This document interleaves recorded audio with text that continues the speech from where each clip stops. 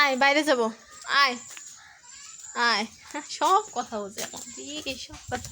এই যে গরুগুলোও বোঝে কথা না। আয় আয় আয় আয় আয় আয় আয় আয়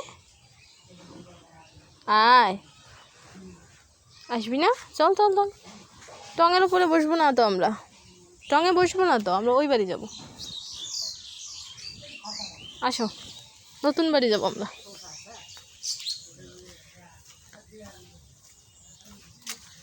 আয় আয় আয় আয় আয় আয় আয়, দৌড় দে, দৌড় দৌড় দৌড়।